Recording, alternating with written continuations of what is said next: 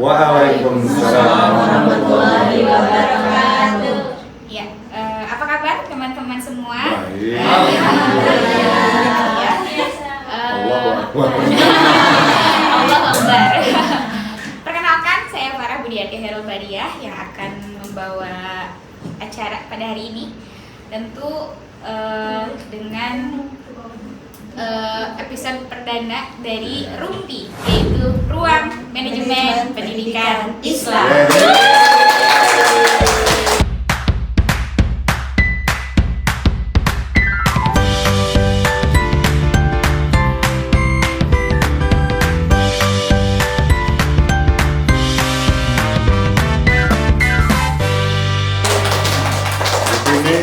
Ini ruangnya ini Betul. berarti ya. Di RUMPI ini kita akan membahas mengenai pendidikan Islam, terkhusus dalam manajemen pendidikan Islam itu seperti apa saja yang ada di dalamnya, apa saja yang harus kita ambil, yang harus kita pelajari, betul, dari artikel-artikel yang kita analisis. Kami dari kelompok 1 dengan saya Farah, kemudian ada Ibu Lina dan Ibu Baiduri. Tentu kita didampingi oleh dosen kita yang sangat luar biasa, yang mana beliaulah yang akan mengkonfirmasi isi analisisnya, yang akan membimbing kita, kemudian nanti akan mengevaluasi dan meluruskan apa yang harus diluruskan. Betul. Apa yang harus diluruskan. Oke, langsung saja, yaitu pembahasan isi artikelnya. Sebentar, artikel ini dibuat oleh siapa? Kenapa ini bukan artikel kita ya? Nah, artikel dengan judul Strategic Leadership of School Principal in Enhancing Character Education in the Digital Literacy Era, yang mana artikel ini dipublish di salah satu jurnal, yaitu International Journal of Recent Educational Research, yang sudah terakreditasi Sinta 3. Alhamdulillah. Oke. Tentu ada beberapa orang penulis di sini, bisa dilihat. Yang pertama, yang pertama Bapak Dani Lukmantoro, Ibu Nunuk Haryati, kemudian ada Bapak Yatin Rianto dan Ibu Sri Setiawati. Kita berterima kasih dulu kepada penulis-penulis tersebut yang sudah mempublish artikelnya, sehingga kita bisa tahu. Betul, kita bisa belajar dan mengambil banyak pelajaran dari artikel tersebut. Berasal dari Universitas Negeri Surabaya atau State University of Surabaya. Langsung saja ke abstraknya. Di sini dijelaskan bahwa tujuan dari penelitian ini adalah untuk mengeksplorasi strategi yang digunakan kepala sekolah untuk meningkatkan pendidikan karakter melalui literasi digital. Kemudian untuk metode penelitiannya menggunakan pendekatan kualitatif, di mana nanti mengikutsertakan beberapa narasumber dalam proses penelitiannya, kemudian mendalami hasil observasinya seperti itu. Kemudian hasilnya, adapun dampak positif yang signifikan terhadap siswa, guru, orang tua, dan lingkungan sekolah. Adapun siswa seperti misalkan menunjukkan peningkatan disiplin, kemudian peningkatan tanggung jawab digital juga. Kemudian untuk guru itu menunjukkan kehadiran yang lebih baik dalam proses pembelajaran, kemudian meningkatkan juga keterlibatan orang tua dalam kegiatan sekolah, serta manajemen sekolah dan keterlibatan masyarakat juga meningkat. Itu hasil dari penelitiannya. Kemudian langsung saja pada tadi ya, tujuan dari penulisan artikel ini. Tujuannya itu bisa mungkin Bu Bay mentransferkan dari apa yang ada di sini. Tujuan penulisannya itu apa? Tujuannya untuk mengeksplorasi strategi yang digunakan kepala sekolah untuk meningkatkan pendidikan karakter melalui literasi digital di SMA Negeri 3 Sidoarjo. Sidoarjo itu sama Surabaya jauh nggak ya? Kita coba main ke sana ya. Berarti ini di Jawa Timur ya? Iya, di Jawa Iya, Timur. itu ya tujuan. Betul. Salah satunya itu, kemudian ada juga memberikan informasi yang komprehensif mengenai apa? Komprehensif itu kan menyeluruh ya Bu ya, betul Pak. Kemudian tentu studi ini berupaya untuk memberikan informasi yang komprehensif tentang proses penetapan tujuan dan strategi yang digunakan oleh kepala sekolah untuk memperkuat pendidikan karakter dalam konteks literasi digital. Yang mana penetapan tujuan dan strategi ini yang menjadi kunci bagaimana kepala sekolah akan membawa suatu lembaga pendidikan terkhusus dalam era literasi digital seperti itu. Selanjutnya ada teori inti. Yang pertama ada pendidikan karakter melalui dimensi profil pelajar Pancasila. Teori inti ya. Betul. Oke, ya. Sebetulnya memang yang namanya leadership itu ibu di sini belajar itu ketika sudah S2 memang yang namanya jadi kepala sekolah, wakil kepala sekolah itu kan nggak ada sekolahnya ya. Betul. Kalau misalnya kita pendidikan S1 mau jadi guru, jadi arsitek itu ada sekolahnya. Tapi kalau jadi kepala sekolah nggak ada. Yang khusus misalnya S1 untuk jadi kepala sekolah, jadi ketua yayasan atau apa nggak ada. Sehingga memang kita harus banyak belajar. Tadi Bu Lina menyebutkan bahwa ya kita ada Pak Dedi untuk jalan yang benar, jalan yang lurus. Saya jadi teringat sebetulnya ketika saya menyampaikan kita di dalam sholat yang minimal 5 kali itu kan ihdina siratal mustaqim. Tunjukkan kami ya pakai nak di sana, ihdina siratal mustaqim. Tunjukkan kami jalan yang lurus. Berarti sebetulnya manusia itu tidak ada yang berada di jalan yang lurus. Makanya setiap waktu, bahkan Al-Fatihah itu dibaca beberapa kali ya, bukan hanya sekali. Berarti sehari itu kita, ya Allah tunjukkan kami jalan yang lurus. Makanya kita selalu belajar karena agar kita memang selalu ya di jalan yang belok-belok ya Pak ya. Iya, manusia itu banyak beloknya kalau tidak diingatkan. Makanya salah satu obat hati itu yang kelima itu berkumpulan dengan orang-orang yang soleh. Artinya kita harus gaul dengan orang-orang yang satu chemistry. Kalau mau pinter manajemen ya harus dengan orang-orang manajemen, itu maksud orang soleh di dunia ya. Kalau orang soleh akhirat itu yang mengantarkan kita dengan para kiai, para mufasir. Tapi kalau kita ingin bisa bahasa Inggris ya kenalnya dengan orang-orang bengkel, harus dengan orang-orang Inggris gitu, sehingga terbawa chemistry-nya seperti itu. Ya, leadership. Jadi ibu bapak yang nanti ibu bapak di sana yang mau jadi kepala sekolah gitu ya, saat mendirikan sekolah kan harus begitu ya. Saya beres S2, saya ingin punya sekolah Pak, nanti cari wakaf atau pikirannya harus demikian, sehingga betul-betul belajarnya itu, memanagenya itu seperti apa ya. Di sini strategic leadership of school principal. Ya principal kita Pak ini pakai A, principal, ada principal. Itu sebetulnya homofon dalam bahasa Inggris. Dulu bahasa Indonesia kita belajar homofon. Masih ingat? Kata-katanya sama tapi artinya berbeda. Nah iya betul. Homo itu ya sama, phone itu bunyinya sama. Sebenarnya ketika dibaca principal, ini principal yang pakai A kepala sekolah, kalau yang pakai E itu prinsip gitu, tapi homofon, sama, bunyinya sama, artinya beda. Enhancing Character Education. Ini tuh terbit 2024 ya, pada bulan Juli, 2 bulan yang lalu teman-teman. Jadi ini pasti hangat dan ibu bapak yang belajar artikel kita harus melihat bagaimana mereka ya Pak Danu, Bu Nono, Pak Yatim sama Bu Sri menelaah gitu, dan ibu bapak harus bisa menulis seperti ini.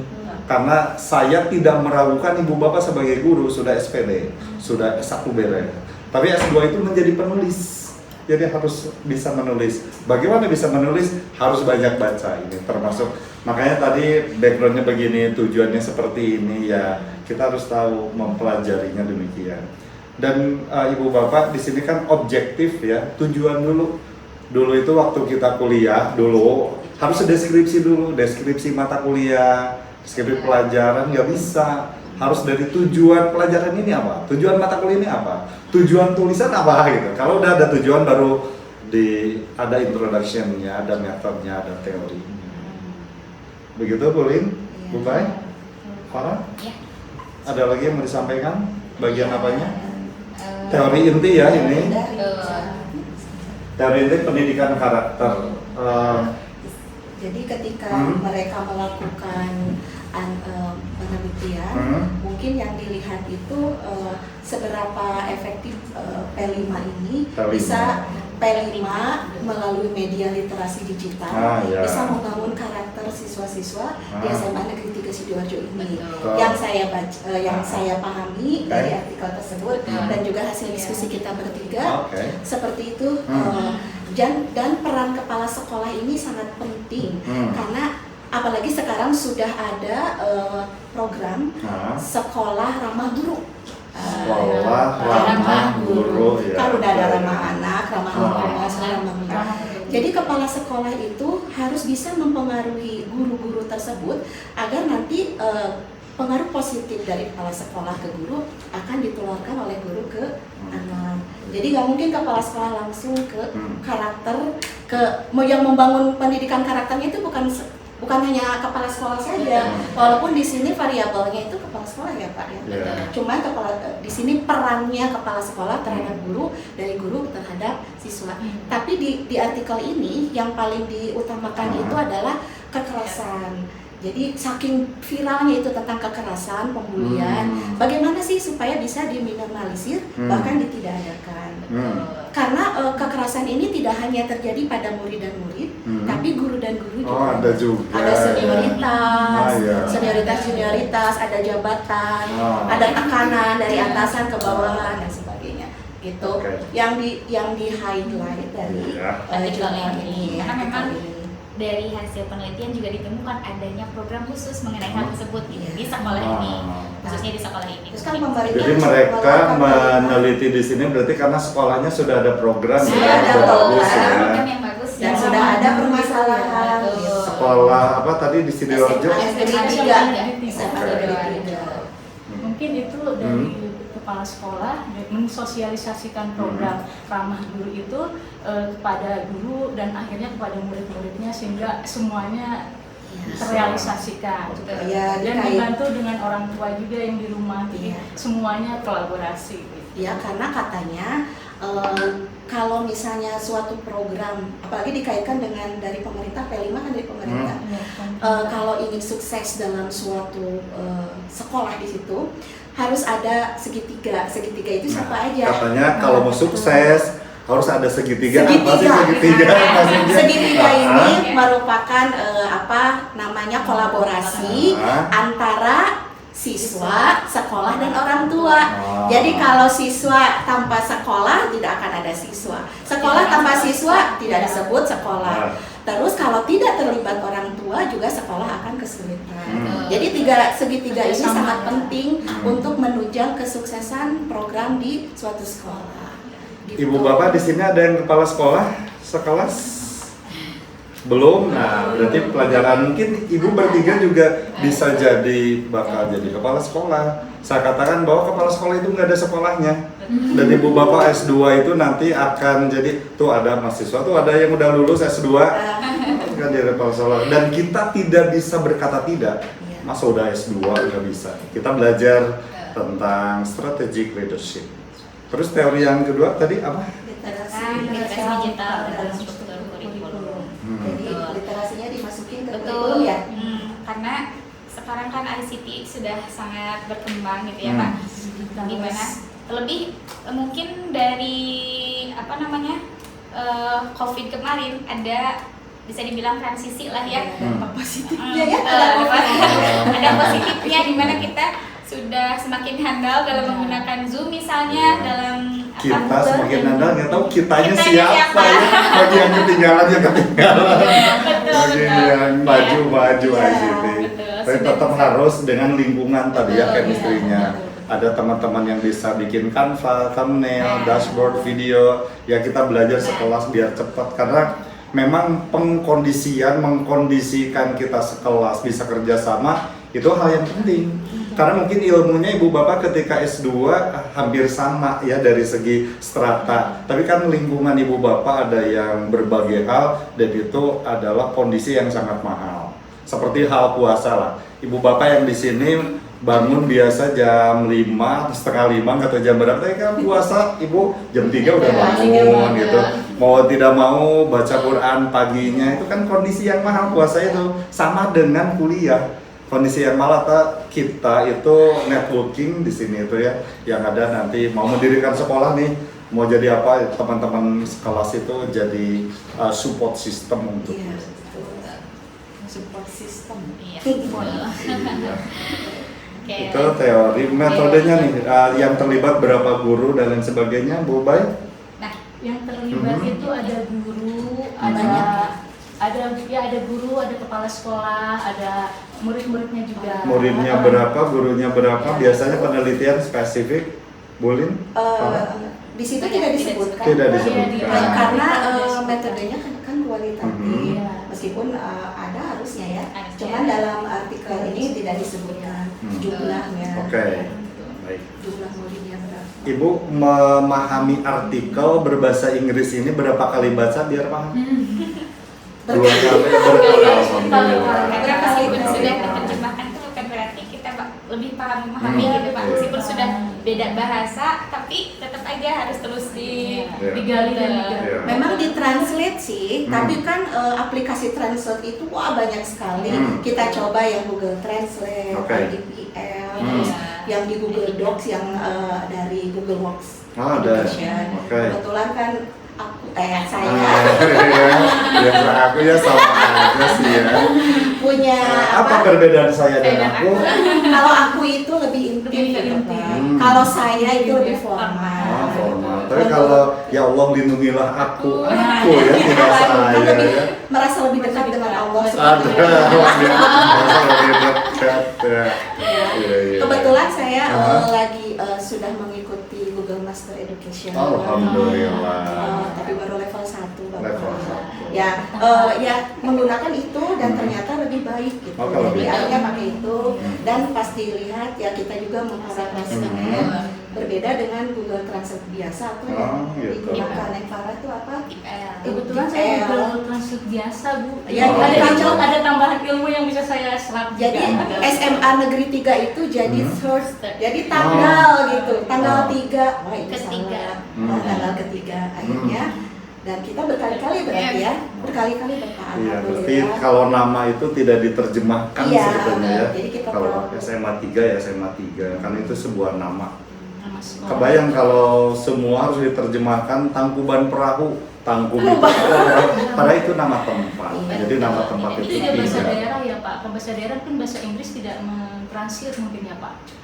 Nanti itu semakin berkembang dengan apa ya improvisasi mesin mereka akan mendetek bahwa ini tuh nama, ini tuh nama. Iya. Kalau Dedi kadang diterjemahkan Dedi. Sugar daddy. Dedikasi. Dedikasi. Nah ini yang terlibatnya pengumpulan data itu didapat dari kepala sekolah, wakasek, juga Mapelten. Berarti subjeknya kita itu Sebetulnya peserta didik ya. Peserta didik.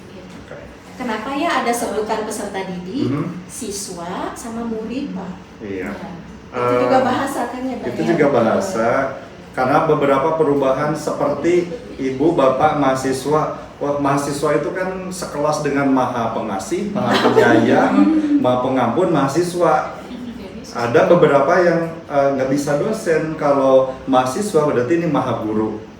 Ada mahasiswa, ada maha guru, ada siswa, ada guru. Itu memang di bahasa dibahas bahwa misalnya ada sekolah menengah pertama ya SMP. Iya.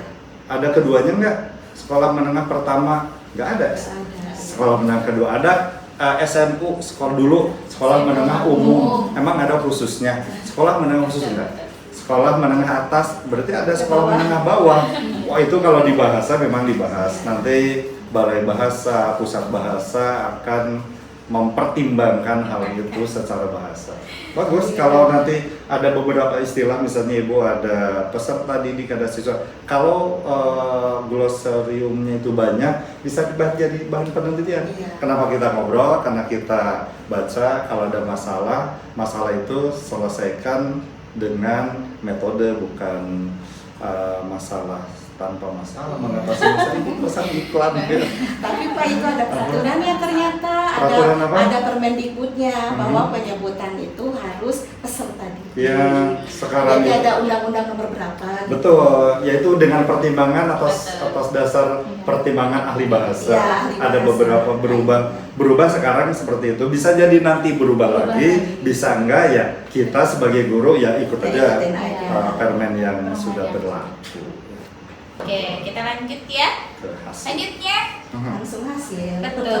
Kita ke hasil dan pembahasan. Hmm. Yang pertama mengenai pendidikan karakter. Hmm. Di sini pendidikan karakter itu menjadi salah satu tujuan utama dalam menanamkan dimensi profil pelajar Pancasila di kurikulum Merdeka. Karena dari hasil wawancara itu sendiri ternyata di sekolah ini itu Pak sudah berjalan 2 tahun Udah untuk berjalan 2 mengimplementasikan tahun. kurikulum Merdeka tersebut. Dimana kalau kebanyakan sekolah gitu ya Pak masih dalam tahap pendalaman mengenai kurikulum tersebut karena kan perpindahan juga dari kurikulum sebelumnya. Ada tahapannya Pak. Kalau itu ada 2 tahun, emang ada buktinya? Iya, di hasil wawancaranya. Wawancaranya Ya, berbahasa dari Inggris? berbahasa Inggris Wah. Pak. Coba ya kalau boleh mau membacakannya Coba karena deh. Nah, Di bawah banget. ada ya. Oh, Ada udah apa? ditandain. Udah ditandain. Ya, Udah ditandain. namanya Iya. juga belajar. Siapa yang mau baca? Bu Neng Farah. Neng Farah. Baik dulu. Oke. Di sini ada hasil, salah satu hasil wawancara salah satu guru bernama Risti Wipeni. Oh, maaf, bukan guru, kepala sekolah. Bernama Risti Wipeni. Beliau berkata, katanya the Third Sidoarjo State Senior High School has used the Merdeka curriculum starting from the 2022 academic year. So this year is the second year for the implementation of the independent curriculum in this school. That is the proof ya. Jadi memang kita dalam bicara itu bicara data. Kalau ini sudah 2 tahun, mana buktinya? Ada buktinya sudah 2 tahun. Dan kan barusan baca bahasa Inggris dan paham lah segitu. Iya, bahasa Inggris, gampang. Bahasanya agak sederhana sih kalau ini. Yang dibaca yang sederhana. Bapak nggak ngomong dulu ini yang mau dibaca gitu. Oke ya, hasil yang lain itu kepala sekolah. Berarti kalau yang muridnya, orang tuanya. Ini mungkin dari Tendik. Tendik, Tendik ada. Ada ini ya. Oh ini. We have implement character education, strengthening by formulating character, strengthening learning objectives based on dimension, elements, and sub-elements of the Pancasila student profile. Then the achievement of objectives is carried out through activities or learning steps from the initial activity, core activities, and closing activities. Oh iya, ya bahasa Inggrisnya bagus lah, lulus lah sebetulnya. Nggak usah berpikir remedial, lumayan ya. Tadi kapan mau remedial, belum mulai udah nanya remedial. Belajar dulu Pak. Masih awal. Iya. Oke, yang pendek ada ya. Dan di sini di jurnal tadi international journal ya, ada novelty ternyata mereka itu. Berarti kalau kita nulis mau di jurnal ini harus ada novelty. Novelty apa? Pembaruan, bukan novelty. Aduh Pak, ini ada karya sastranya juga ya. Saya biasa nulis cerpen bukan novel. Bukan. Novel kita bukan novel tapi kebaruan. Ya. kebaruan ya Pak ya? Iya, kebaruan. Ya itu ada novelty, jadi ibu bapak ketika nanti kita menulis itu harus ada kebaruannya apa. Termasuk ketika ibu bapak nulis tesis harus ada kebaruannya apa. Karena kita di dunia AI sekarang sudah banyak, ilmu itu lebih gampang. Kita tetap harus menghormati otak kita dengan cara memaksimalkan otak kita. Jangan banyak berpikir, Pak dia juga ada di sini, ya juga ada. Tetap kita yang kuliah, kita yang akan dapat ijazah, kita yang akan mengembangkan peserta didik agar lebih maju, ya otaknya kita yang harus maju. Jangan sampai ketergantungan gitu ya Pak. Iya, karena kalau nanti internetnya mati, katanya kan kalau kiamat sugro itu ada, tidak ada listrik, tidak ada internet, kita kembali, berarti otak kita tetap harus maksimal. Kita kalau ketergantungan gitu ya, kalau bisa, mati listrik, wifi nggak ada, mau transfer nggak bisa, ini bagaimana? Kita sudah tergantung. Terakhir berarti simpulannya gimana? Oke. Apa kesimpulan? Oke. Kesimpulannya dari dari artikel ini adalah ada dampak, ada keterlibatan, ada peningkatan, ada integrasi pendidikan. Jadi di sini tujuan, metode, dan novelty-nya itu sudah ada di sini. Yang pertama, dampak signifikan pada pemangku kepentingan. Penelitian ini menunjukkan efek yang cukup luas, terkhusus meningkatkan keterlibatan berbagai pihak dalam pendidikan. Lalu keterlibatan orang tua juga menjadi lebih baik. Program yang baik ini dilakukan sehingga mendorong partisipasi orang tua yang mengarah kepada pengelolaan sekolah yang lebih efektif. Yang selanjutnya, terjadi peningkatan disiplin dan ada etika digital. Karena meskipun digital, kita tidak berhubungan langsung dengan orang secara langsung, tetapi tetap ada etikanya. Jadi muncullah pembaruannya, yaitu etika digital. Siswa menunjukkan disiplinnya lebih baik dan meningkatnya pemahaman mereka tentang etika digital. Etika digital di sini mungkin apa yang boleh dilakukan dan tidak boleh dilakukan, apa yang boleh diupload, apa yang tidak boleh, apa yang boleh dikomentari, apa yang tidak boleh dikomentari. Mana yang jadi status atau enggak, mana yang hoax, mana yang enggak. Terutama itu hoax ya, menangani hoax. Kalau kata bahasa Sundanya mah ketika kita baca teh kedah dibeuweung diutahkeun. Jadi apa itu? Dibahas di episode nanti. Rumpi banget ya, bisa. Ya. Lalu integrasi pendidikan, jadi ada integrasi antara pendidikan karakter dan literasi digital, yaitu menggabungkan kedua aspek ini agar dapat memperkaya lingkungan belajar secara holistik atau keseluruhan. Ya, itu mungkin kesimpulannya dari artikel yang sudah kita bahas dan kita analisis melalui arahan dari Bapak Dedi. Ayah. Iya. Berarti paham ya, Bu Bay, Bu Lin, Farah paham tentang artikel yang dibaca. Ya, beberapa bahasa Inggrisnya ada yang langsung paham, ada yang perlu terjemah dulu. Nggak apa-apa, karena itu bagian dari teknologi yang bisa kita maksimalkan untuk membantu pemahaman kita. Saat nanti di akhirat nggak akan ditanya kamu AI-nya apa, kita yang harus tanggung jawab terhadap Tuhan Sang Pencipta. Jadi memang itu hanya membantu kita untuk agar kita paham. Alhamdulillah. Kita berada di ujung acara Rumpi ini sebagai episode perdana. Singkatan dari apa Rumpi tadi? Rumpi itu adalah ruang